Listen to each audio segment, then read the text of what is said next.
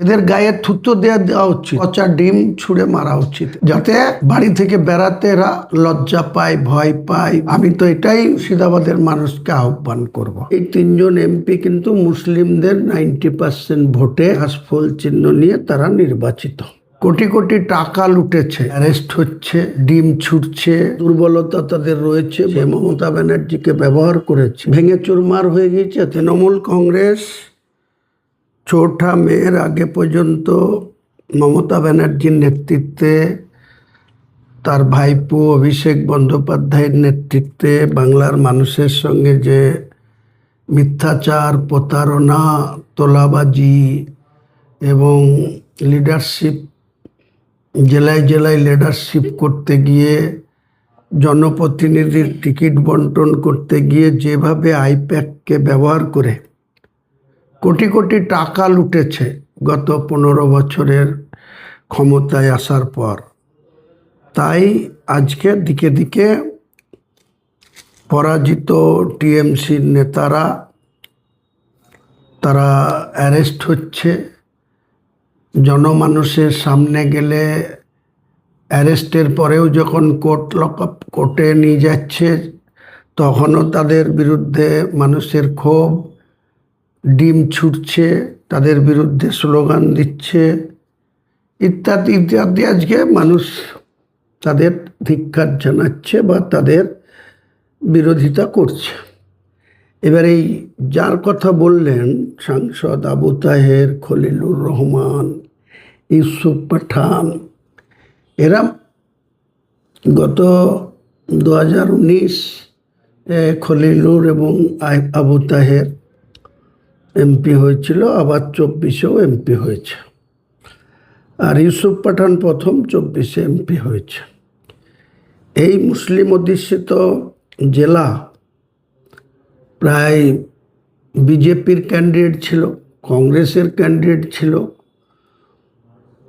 অধিকাংশ হিন্দু ভোট কিন্তু বিজেপির দিকে, ওই জঙ্গিপুর বলুন, মুর্শিদাবাদ বলুন, বহরমপুর বলুন, বিজেপির প্রার্থীরা পেয়েছিল হিন্দু ভোট, এবং কিছু কংগ্রেসও পেয়েছিল।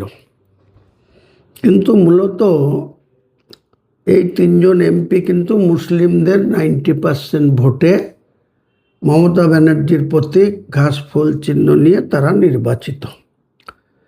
আজকে তারা নিশ্চয়ই কোনো না কোনো দুর্বলতা তাদের রয়েছে, বা কোনো অপরাধমূলক কাজের সঙ্গে তাদের যোগ রয়েছে।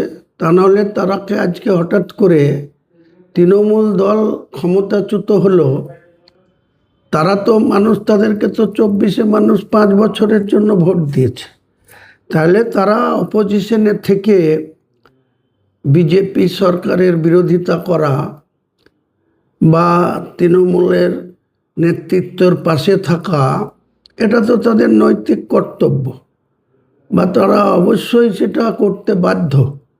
কিন্তু আজকে তারা এমন কিছু কিছু ব্যক্তি স্বার্থে তাদের এই দলকে ব্যবহার করেছে, মমতা ব্যানার্জিকে ব্যবহার করেছে, বা ব্যক্তিগত স্বার্থ যেভাবে তারা কায়েম করেছে, সেইটাকে, সেই অপরাধ কাজকে ঢাকার জন্য, বা পুলিশ প্রশাসনের আগামী দিনে কোনো পদক্ষেপ করতে পারে, হয় সিআইডি করতে পারে, নাহলে ইডি করতে পারে, নাহলে রাজ্য প্রশাসনের বিভিন্ন জায়গায় তারা যে দুর্নীতিগ্রস্ত কাজের সঙ্গে যুক্ত, এই ব্যাপারে তাদের বিরুদ্ধে পদক্ষেপ করতে পারে। সেই আশঙ্কায় তারা কিন্তু এই ধরনের পদক্ষেপ করছে।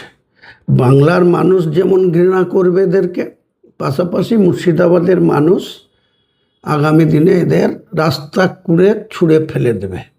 কাজেই আগামী দিনে এদের ভবিষ্যৎ কিছুই রইল না। তৃণমূল পার্টিটাও আজকে যেমন ভেঙে চুরমার হয়ে গিয়েছে, তাসের ঘরের মতো ভেঙেছে।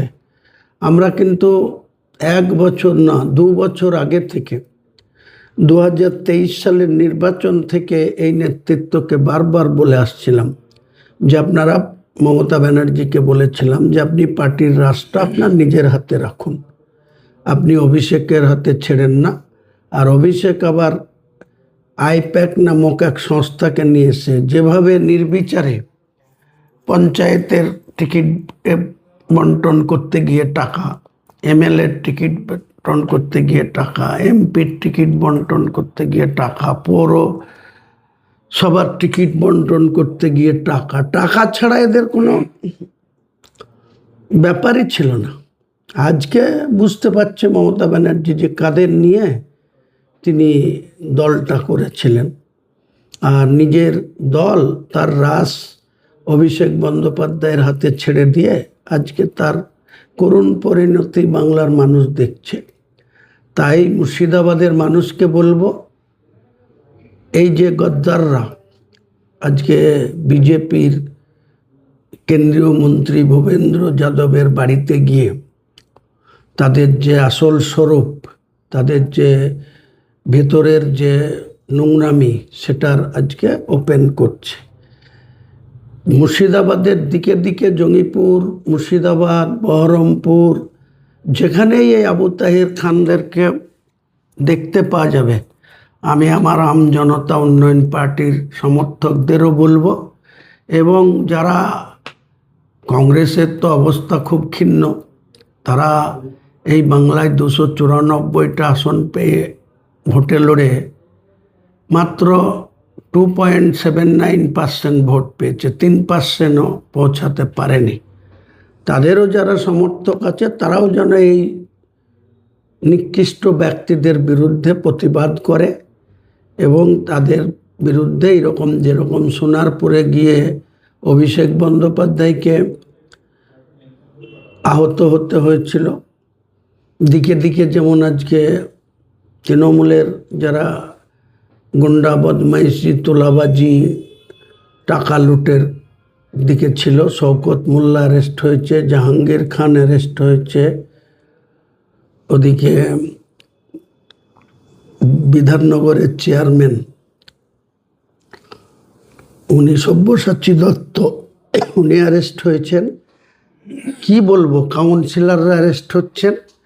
কাজেই আমি মনে করি যে বর্তমান যে সরকারটা আছে, নিশ্চয়ই তাদের বিরুদ্ধে কোনো স্পেসিফিক প্রশাসনের কাছে অভিযোগ আছে, তাদের দুর্নীতির খতিয়ান আছে, তা নাহলে পুলিশ সবাইকে অ্যারেস্ট করছে না, অ্যারেস্ট করছে। আর সেই অ্যারেস্টের ভয়ে বা বিজেপির প্রশাসনিক ছত্রছায়ায় থাকতে চেয়ে আজকে এরা মুর্শিদাবাদের সাধারণ মানুষের সঙ্গে বিশ্বাসঘাতকতা করেছে, বেইমানি করেছে।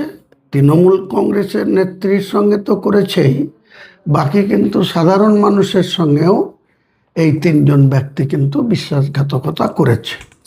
দুর্নীতি কি ধামাচাপা দেওয়ার জন্য কি? হ্যাঁ, এ ব্যক্তিগত দুর্নীতিতে ডুবে ছিল, বা এরা একজন মেম্বার অফ পার্লামেন্টের যে ধরনের মর্যাদা, বা দিল্লিতে গিয়ে যে ধরনের তাদের সংসদে বক্তব্য রাখা, বা তার কনস্টিটিউশির জন্য বা মুর্শিদাবাদবাসীর জন্য কি, বর্ডার এলাকার সমস্যার জন্য কি, অন্যান্য ভাঙনের বিষয় নিয়ে কোনো কিছু এদেরকে সেইভাবে সোচ্চার হতে দেখা যায়নি। তাহলে এদের কোথায় সমস্যা? তাহলে আজকে তৃণমূল কংগ্রেস ক্ষমতায় নেই বলে হঠাৎ করে তারা বিজেপির মতো একটা সাম্প্রদায়িক দলের ছত্রছায়ায় চলে যাচ্ছে। তাহলে এদেরকে তো আগামী দিনে মুর্শিদাবাদের মানুষ এদের গায়ে থুতো দেওয়া উচিত, থুতো মারা উচিত, আর পচা ডিম ছুঁড়ে মারা উচিত এদেরকে, যাতে বাড়ি থেকে বেড়াতে এরা লজ্জা পায়, ভয় পায়, বা বাড়ি থেকে বেড়াতে না পারে। আমি তো এটাই মুর্শিদাবাদের মানুষকে আহ্বান করব। কলকাতা থেকে কেরল কিংবা ব্যাঙ্গালোর যাওয়ার কথা ভাবছেন? টিকিট বুকিং নিয়ে চিন্তিত? এখন চিন্তা করা ছাড়ুন, কারণ আপনাদের জন্য বাপি ট্রাভেলস নিয়ে এসেছে বিমানের টিকিটের দারুণ সব অফার। বিশেষ করে কেরলের বিমানের টিকিটের উপর থাকছে আকর্ষণীয় সব অফার। বাপি ট্রাভেলস দেশের যে কোনো জায়গায় যাওয়ার জন্য খুব কম খরচে বিমানের টিকিটের একমাত্র বিশ্বস্ত প্রতিষ্ঠান। তাহলে আর দেরি কিসের? আজই চলে আসুন আমাদের ঠিকানায়। আমাদের একমাত্র ঠিকানা ডোবাপাড়া, জুরানপুর, ডোমকল, মুর্শিদাবাদ।